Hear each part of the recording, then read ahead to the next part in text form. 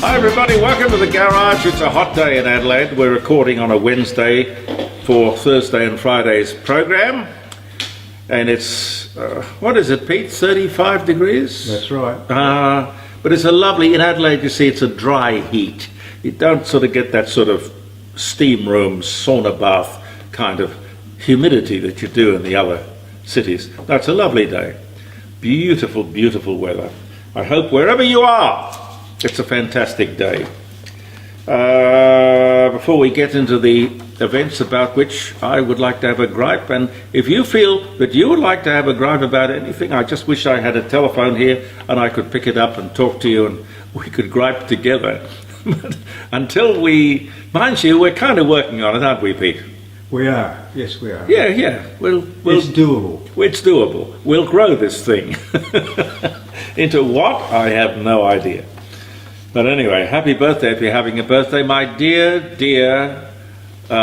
late mother's birthday today. So happy birthday, Mama, wherever you happen to be. And I'm sure it's a lovely place, because you were a beautiful, beautiful lady. Beautiful lady who taught me a lot. February the 16th. Now this is interesting, because every time I hear from my bank, it's usually, we're not going to do checks for very much longer. Do you? Because I do everything with a checkbook. I've done everything with a checkbook since I was old enough to have one. But they don't like checks anymore. This was the day, interestingly, in 1659. 1659. The first known cheque was written.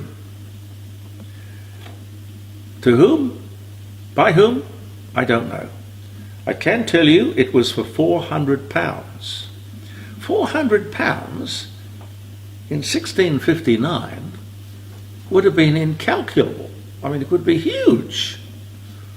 God. Anyway, the cheque, if ever you happen to be in Westminster Abbey, that cheque apparently is on display. So memorable is it.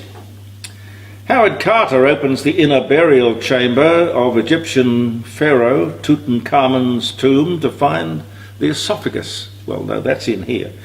What did he find? He found the sarcophagus. Sarcophagus.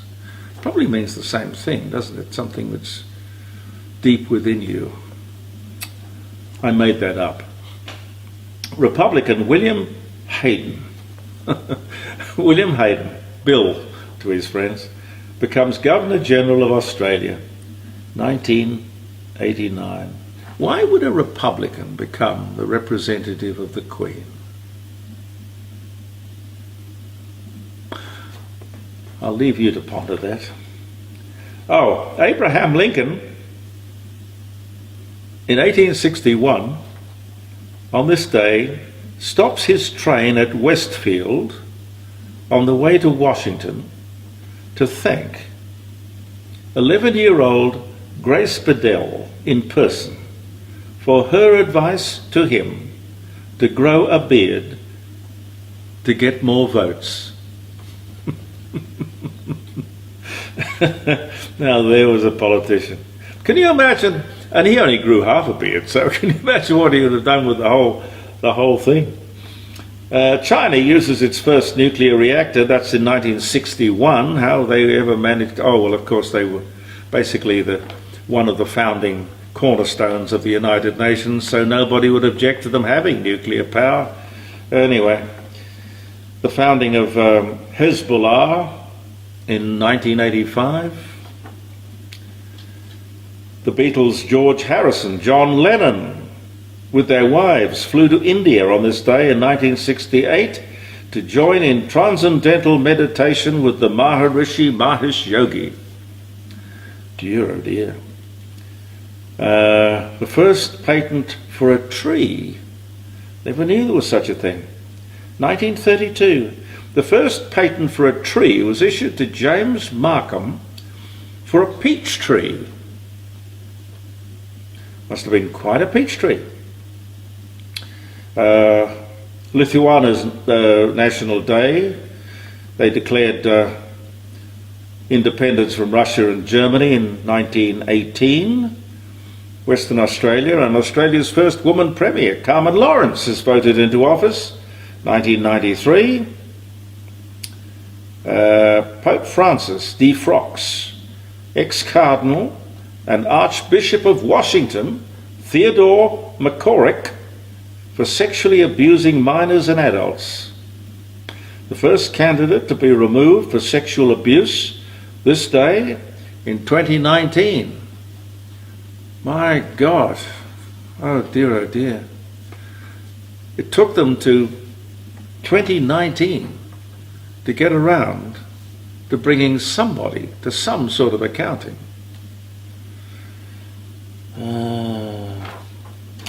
It's the world, ladies and gentlemen.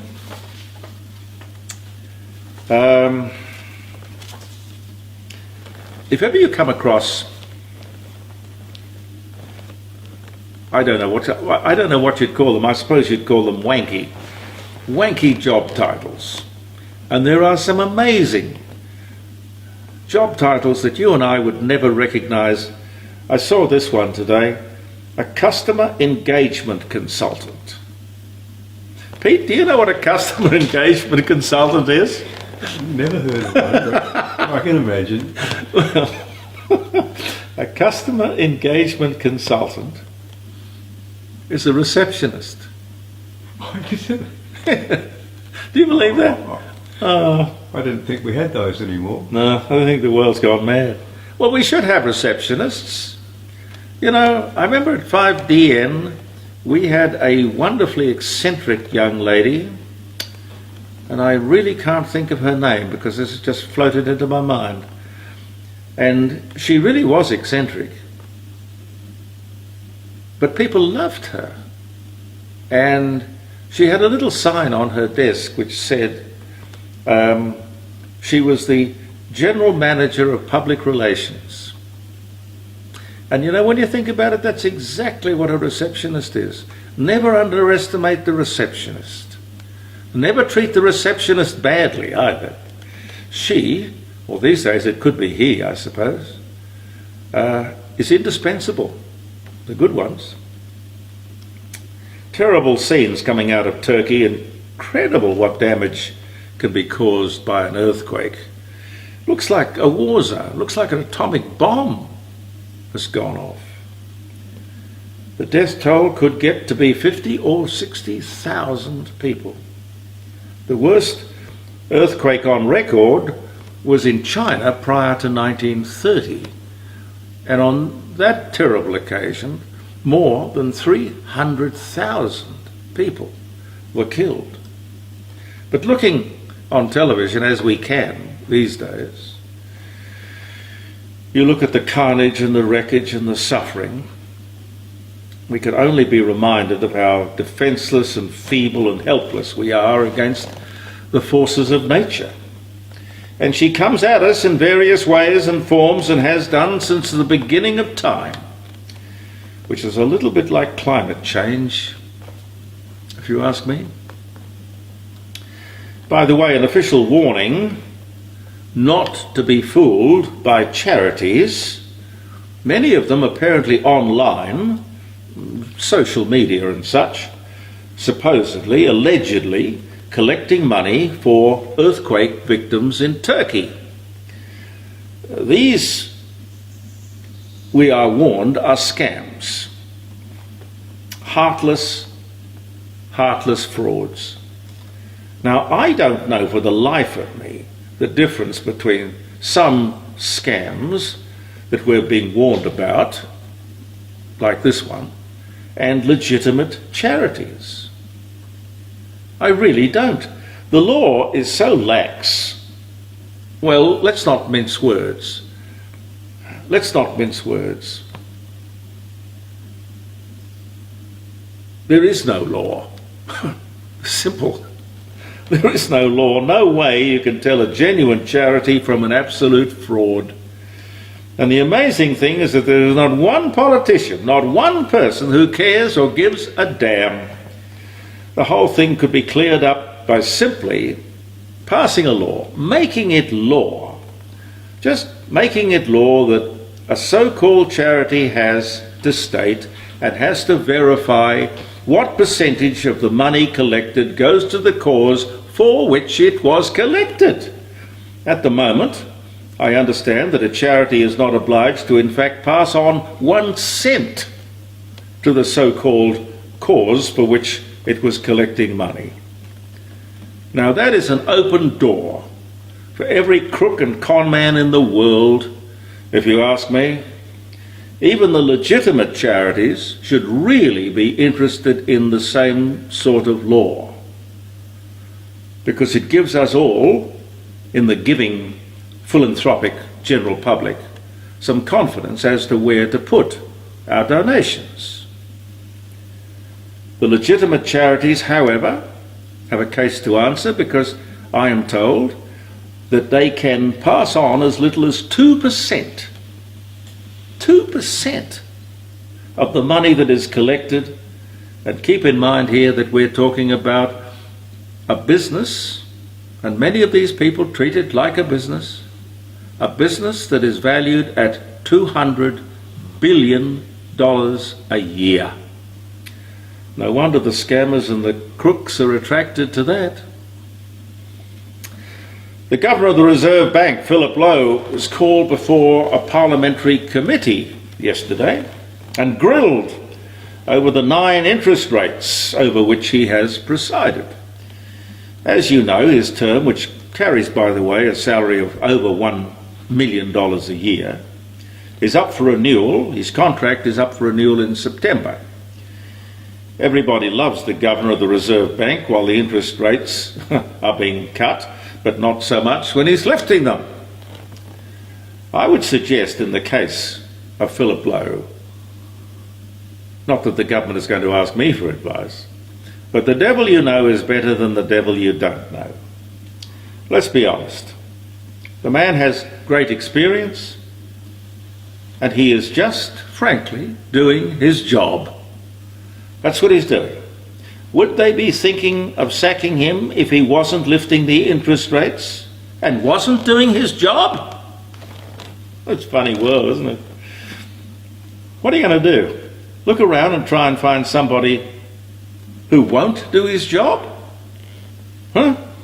The whole thing about the independent Reserve Bank is to make sure that the decisions made are at arm's length from politics and politicians. Interest rates are being put up all over the world to fight inflation. That's the truth. We're not Robinson Crusoe. I think it's insanity. In the past, there have been some celebrated heads of the Reserve Bank, and indeed board members of the Reserve Bank, who have been blatant political appointments. Blatant. And that worked out rather well, didn't it? Huh? Interest rates, 22%? You remember? Clearly, most people don't remember. And as I've said, if Philip Lowe doesn't get a pat on the back and an extension of his term, Jim Chalmers is not doing his job. And if you go back to that simple thing about Philip Lowe misleading people by saying, I don't think the interest rates are going to go up much before 2024. When, as the head of the Reserve Bank, you have reduced the interest rates to get the economy going, to get confidence up, and you have reduced the interest rates to the lowest possible level, keeping in mind that the interest rate movement is the only weapon at your disposal, and you've reduced it to 0.1%, what are you going to do to get people confident and spending? I think it's reasonable to say, listen, I don't think the interest rates will be going up much before 2024. It's the only thing you've got left in your arsenal. That's verbally lifting people's confidence somehow. Anyway, I think we all should watch that with a great deal of interest. We're headed for the festival season here in South Australia, which we love because it means a lot to us, because we have the opportunity to welcome tens of thousands, if not millions of people to our state. Lots and lots of people having lots and lots of fun in different places, and of course visitors from all over the world, maybe, let alone all over Australia. A very colourful time in our city and state. But it's also a very dangerous time because the warning is out. They're expecting a new COVID wave to hit about the middle of next month, which is the middle of the festival season. And they're predicting something like 5,000 people every week will be coming down with COVID-19. Now, whether they are going to end up in hospital, I don't know. But the problem of accommodating people in our hospital system at the moment, I don't know would be able to cope with that. So all I'm saying is perhaps be careful, be aware, and in great crowds of people celebrating and having fun, I guess we